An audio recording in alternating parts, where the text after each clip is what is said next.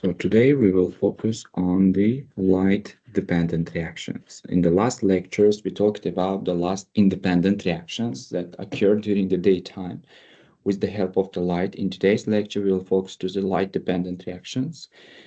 So you know about them, right? So for the light-dependent reactions, the location is inside of the Actually, it's also associated and it's mostly related to the thylakoid membranes, which is inside of the granum. I mean the light-dependent reactions.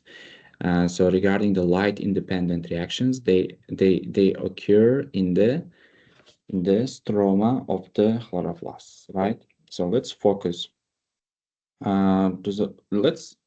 Let's review about the light-dependent reactions. For the light-dependent reactions, we need the light, right? The sun to energize the electrons in the chlorophylls for the to provide the electrons, to provide the protons, and to provide the oxygen. We need the water. With the photolysis, by breaking down the water, which is in the soil, the water provides us with the electrons, and also it provides us with the protons, and also it provides us with oxygen.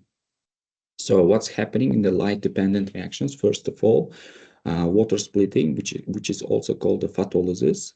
Water splits, as you can see in this diagram, this water splits, and it gives two electrons that replace lost electrons in the chlorophyll. As you can watch the previous videos in the photosystem 2, you should replace two electrons because those another two electrons were replaced because they were excited and went to the electron transport chain. So you should replace it, but how you will replace? By water splitting. And two protons will be released, pumped into the thylakoid lumen to make the ATP, and one oxygen will be released into the air for the light-dependent reactions. And electrons will move from the electron transport chain. You know about this. So electrons will move through the electron transport chain. As you can see, those electrons will move through the electron transport chain to the photosystem 1, and NADP plus will be reduced to NADPH. As you can see, NADP plus will be reduced to NADPH. And proton gradient will be formed to produce the ATP. So protons will build up inside of the thylakoid. As you can see, they are built up inside of the thylakoid. Now, don't forget this. And they flow out via the ATP synthase. This is the ATP synthase enzyme. Energy of the protons flow of proton flow, energy of the proton flow will turn the ATP into the ATP, so they phosphorylate. Okay, say attach one phosphorus to the ATP, this energy of the proton flow. Okay, so this is important. What's the product of the light reactions, which is light dependent reactions? ATP will be produced in, right, and it will be used for the Kelvin cycle. NADPH will be produced. This is the electron carrier used to reduce carbon dioxide in the Kelvin cycle. We will talk about it. And also oxygen will be produced as a waste product and they release it to the air.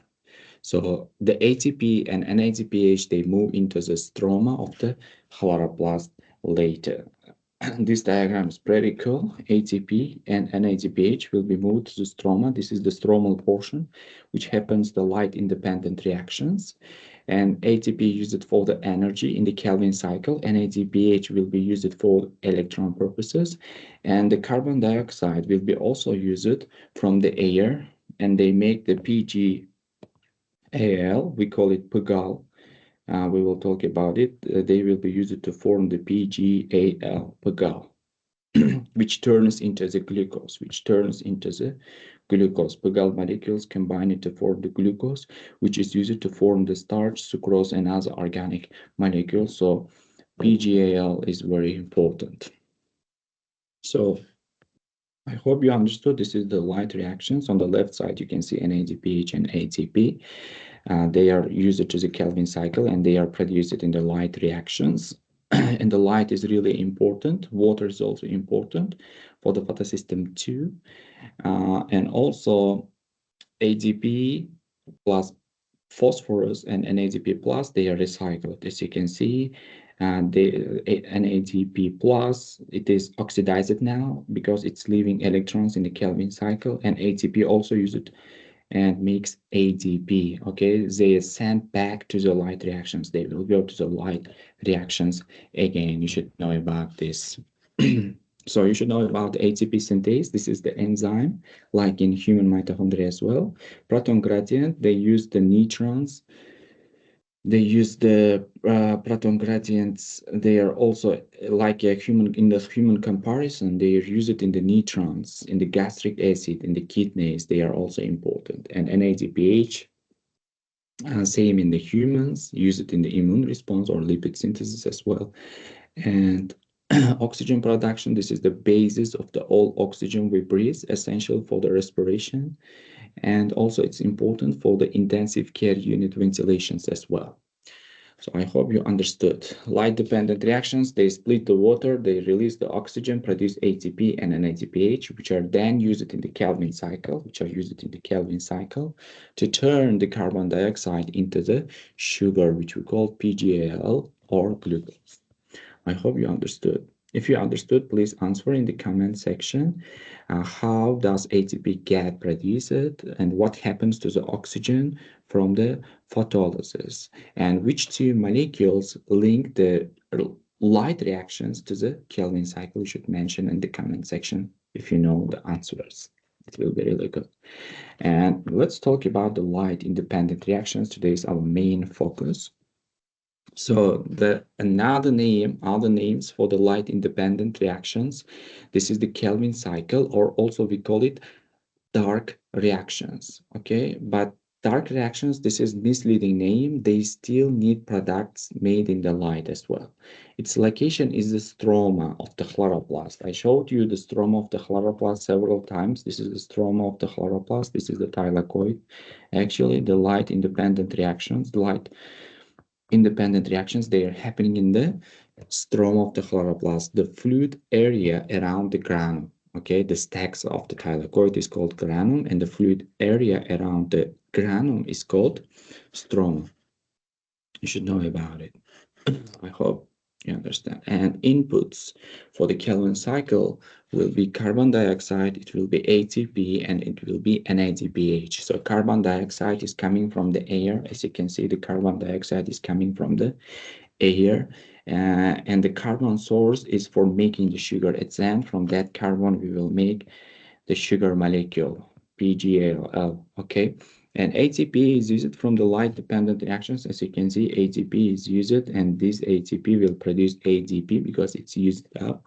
It provides the energy for these reactions, and NADPH will also be formed, also be used. NADPH, this is also coming from the light-dependent reactions, and it provides electrons and proton for this reaction.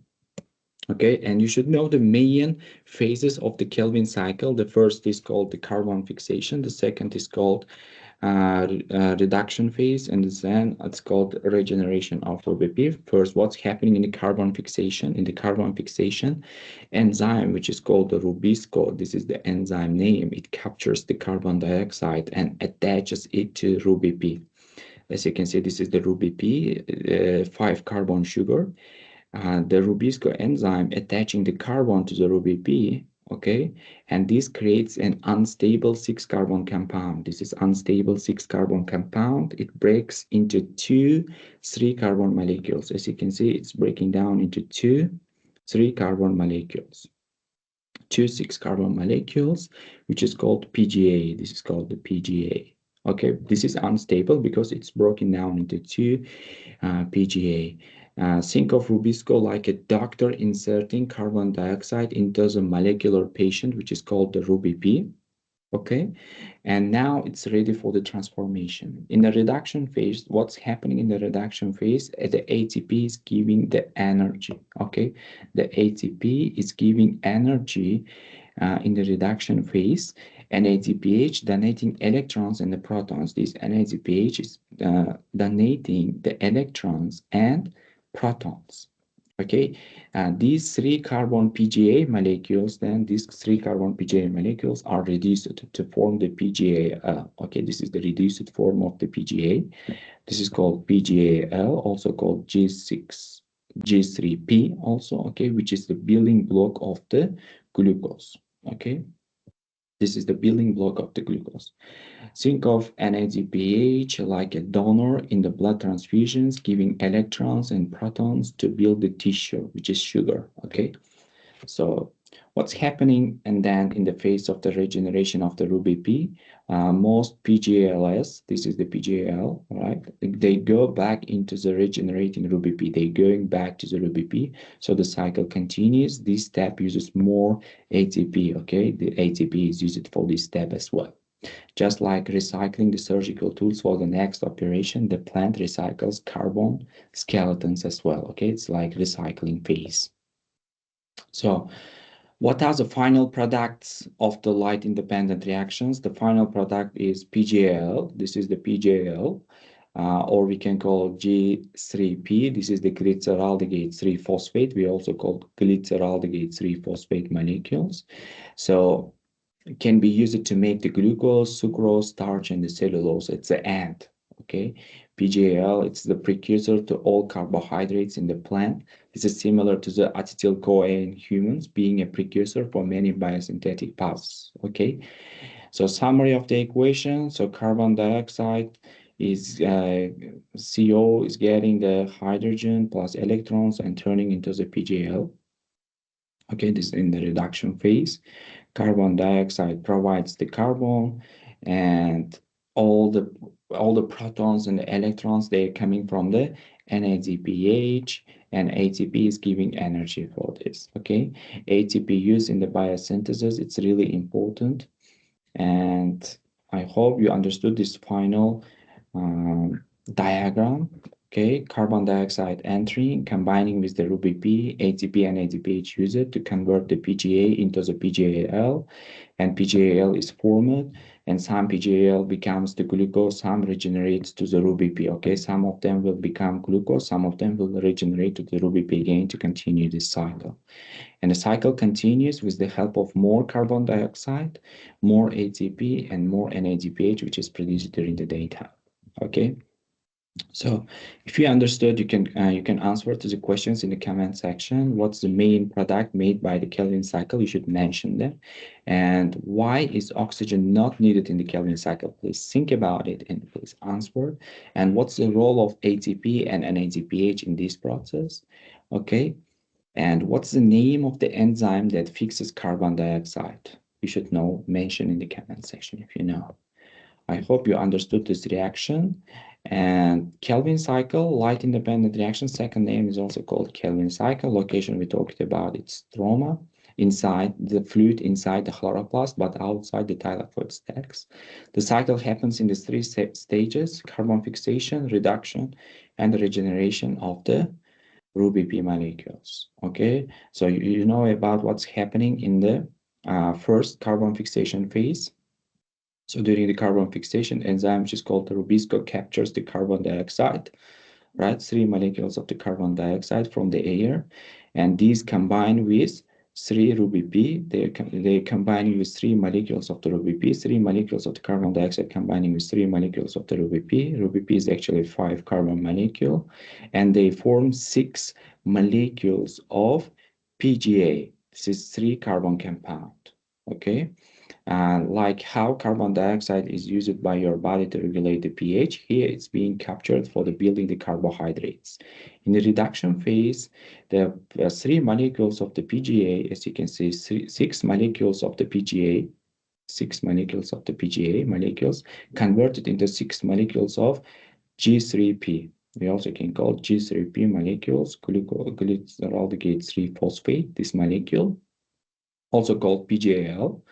And this needs, for this, we need 6 molecules of the ATP, 6 molecules of NADPH. Okay, one of the glyceraldehyde 3-phosphates, which is G3P, is like a nurse giving IV fluids to energize the patient. IV fluid is like an electron energizing the patient. It's the molecule and stabilizing it into the glucose molecule. From 1 molecules of the glyceraldehyde 3-phosphate, we get half molecules of the glucose. So produce 1 molecule of the glucose, we need 2 molecules of glyceraldehyde 3-phosphate. From 6 molecules of the glyceraldehyde 3-phosphate, we generate 3 molecules of the glucose.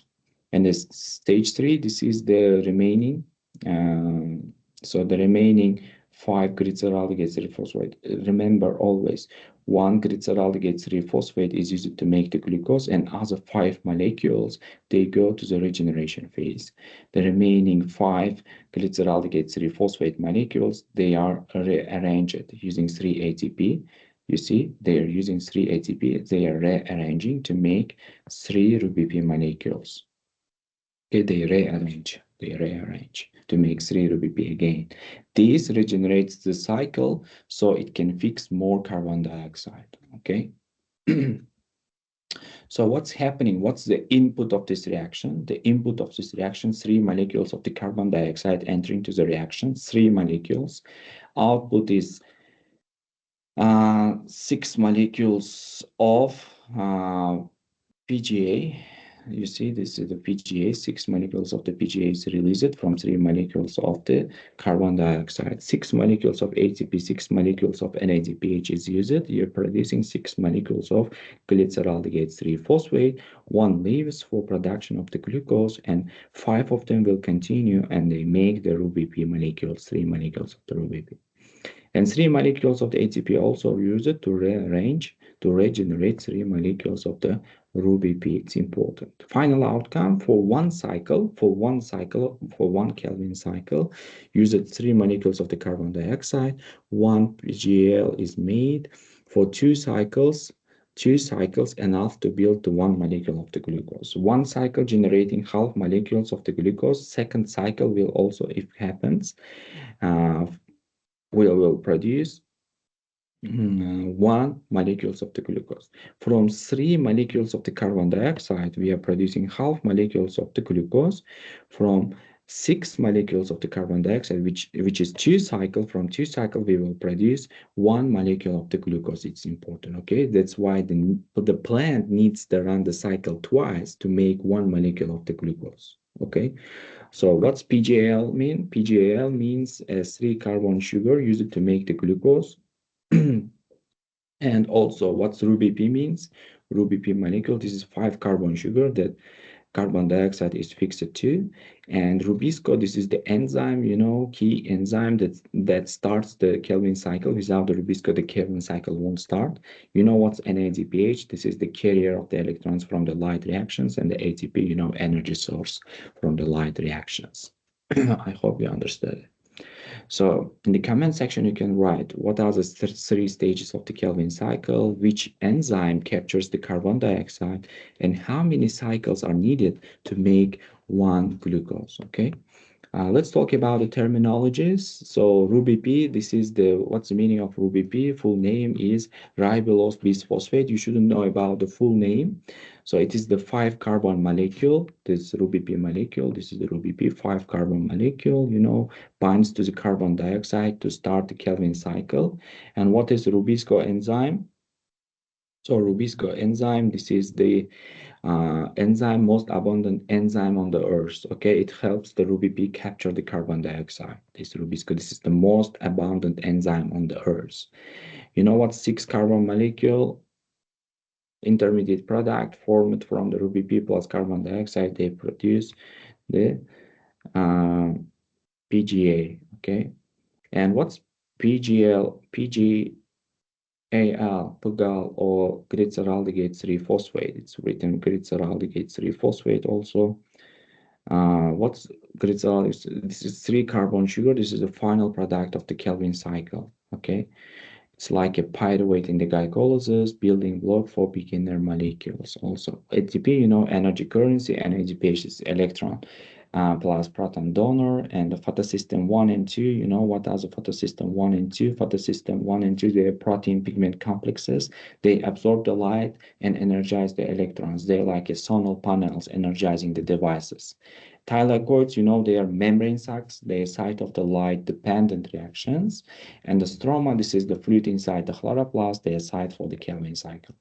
You should know about this. This is the comparison of the cellular respiration in the photosynthesis. Photosynthesis only occurs during the light time, occurs only in the light, but cellular respiration occurs all the time. This is the oxidation reaction. This is the reduction reaction.